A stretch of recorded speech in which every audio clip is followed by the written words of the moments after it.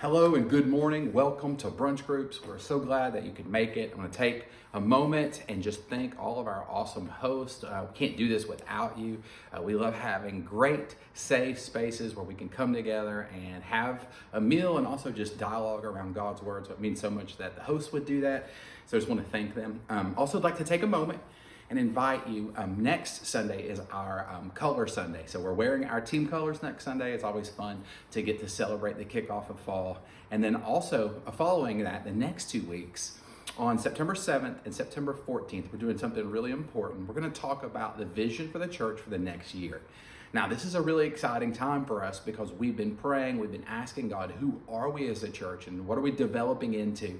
And so we've been praying into this vision, and you are so important. We are not going to sit there and tell you this is where we're going and get ready, but instead we're going to say, this is who we are, and we're going to dialogue around all the gifts that we have and all the strengths that we have and who you are and how the Lord wants to use who you are and what you're doing right now and the plans that he has for you to extend his kingdom. So it's always an exciting time to get to talk about that, to get to take an inventory and evaluate who we are and where we're going. So I am asking that for those 2 weeks that you be present. I'm asking that on September 7th and September 14th, you make it if at all possible. I know it's also a really busy season right now, and we're kicking off wedding season as well. But I'm asking, if you can make it, please do. And if not, I'm asking then that you take some time that week and watch the sermon, because this is so important. It's we're going to get feedback from you. We're going to be talking about a lot of direction. And so it's really great if we're all on the same page. So I'm going to ask you for those weeks to be present. And so now we'll talk a little bit about brunch groups. So a couple of weeks ago, I had one of the hosts, Taylor Flick. She came and ministered to the youth group, and she did a really great teaching on Jonah and the whale. And I have heard this story before, and I've taught it. And as she was teaching it, something stood out to me, a new revelation about what the Lord did. And so we know from the story of Jonah, we know that the Lord said, go and preach to Nineveh. And he said, absolutely not, and got into all sorts of calamity. And in the end, he decided, finally, I will do this. Now, I don't know where you stand with preaching and public speaking, but he knew he was in direct obedience and was not going to do it. He absolutely wasn't going to. We don't know if it was just fear, if he was just pure rebellion, but he would not do it. And I know for many of us that could be a scary thing. I know public speaking is a terror to a lot of people. But in the story, Jonah, of course, after the whale, he goes and does it. Now, here was something, kind of the revelation, something profound that stood out to me. He had ran, and finally when he got there, he goes and he preaches to them. And in his preaching, he says 8 words. He says quite possibly the shortest sermon ever preached. I know on a Sunday morning, if you came in and I said 8 words, it would not be a very long day. You might be happy about it, but it would not be a long day. And I know the kids probably wouldn't be able to finish their crafts in 8 words. But in these 8 words that he says, it says Nineveh believed. And then in the next verse, it says they fully repented, that they understood they were outside of God's will, from 8 words. And it made me start thinking about who we are as a people, and with this hope that we carry and this faith that we have. I think a lot of times we have made our faith and sharing our faith and evangelism and witnessing, we've made it so complicated. But we see from the story of Jonah that sometimes 8 words hits the right person in the right way, and they're able to receive it and then change. And it got me thinking about this verse. And I say this one a lot, I quote it a lot, and I love it. It's from Revelation chapter 12. And in Revelation chapter 12, we are getting a window into the courtroom of God. We have Satan present. He's there accusing us day and night. And in verse 11, though, it says that they overcame him, that being the accuser, Satan, because of the blood of the Lamb and because of the word of their testimony. And they did not love their life even when faced with death. And talking about in the end, there'll be a group of believers and they're going to overcome Satan because of the power of the cross, which we all believe is so powerful. But also it says there's something that combines with that power. It says the word of their testimony. Well, like I said, we know they're in a courtroom. And when you go into a courtroom, if you're ever called in as a witness, you give your testimony. And your testimony is something so unique. I know in Christianity, we kind of have a buzzwords when we say someone's going to give their testimony. But in the courtroom, when you give your testimony, it's important that you understand what you do. When you come in, you don't have to make up facts. You don't have to act like a specialist. You don't have to have numbers and exact figures. Instead, what you do is you tell your side of the story. And I love this about our faith because I think we've sometimes made sharing our faith and being in this faith and trying to defend our faith so complicated. Here it says that in the end, we're going to overcome Satan because of the cross and because of the words that we have from our side of the story.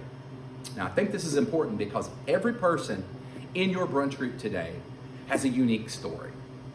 They also have a unique audience. They have a family that is unique. They have certain giftings and character and integrity and abilities. And all of us have a testimony. We have this eyewitness account of what Jesus has done for us.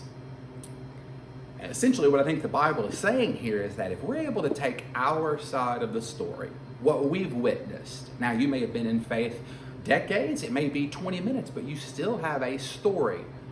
And we see in the Gospels, there was a man born blind, and he gets healed by Jesus, completely healed. And the Pharisees are indignant, and they don't understand it, and they call him in.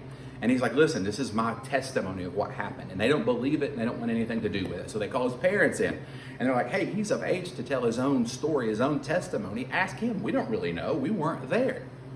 And they call the man back again.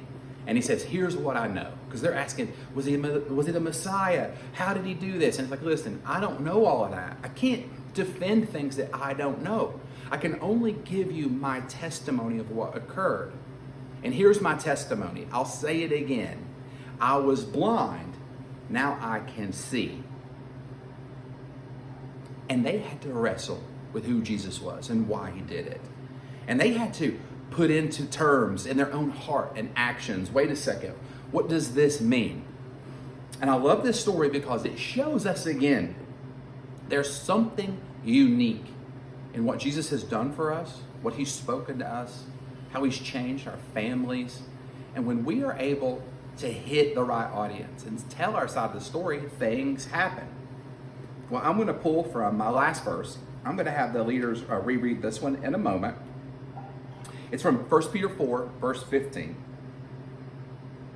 But sanctify Christ as Lord in your hearts, always being ready to make a defense for everyone who asks you to give an account for the hope that is in you, yet with gentleness and reverence.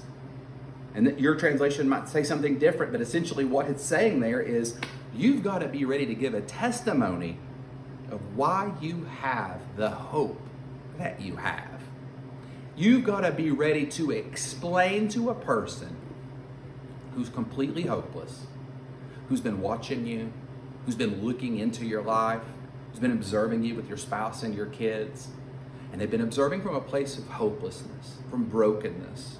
They've been watching you from a place of comparison. And then they get to a place in their heart where they come to you and say, you have something I don't have.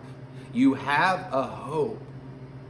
You have so much positivity, so much optimism. The way that you talk and handle and carry yourself is so different from how I feel.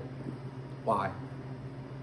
2 Peter says, you've got to be ready to just give some words, to give some connecting thoughts on this is who I was.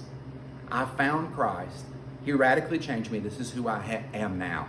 I believe this is the next wave of evangelism of what we're going to see. We are seeing hopelessness at a rate that we've never seen before. Well, when you're hopeless, you're looking for a way out. You're trying to tread water and just catch your breath. And when you're doing that, you're also looking around you. And what happens is sometimes you see someone who's got the answers, and what do? You run to them and say, what's the answer? I wanted to share that this morning because I believe hope is the next wave of revival. I believe people are going to be looking into you and what you're doing and what you're saying. And they're going to be coming to you and they're going to be asking, why? How can you have hope in such a time as this? And so I wanted us to dialogue today around that and talk a little bit about why is it that we have the hope that we have, and how can we communicate that to a world that's dying, and to coworkers that are desperate, and into family members that were maybe prodigals and went away and now they're coming back saying, okay, I've got to radically change my life. How do I do that? So let's take a few minutes. We're going to reread these scriptures, and I want you guys just to discuss this idea of hope in a hopeless time. So hope that you guys had a great meal. Stick around for a while. I know sometimes these questions don't feel like you have to answer them. Sometimes it takes a moment, and then all of a sudden things are firing off. So just sit back, enjoy, process what's going on, and think about this idea. And so I will see you guys next week for Color Sunday. Thank you so much.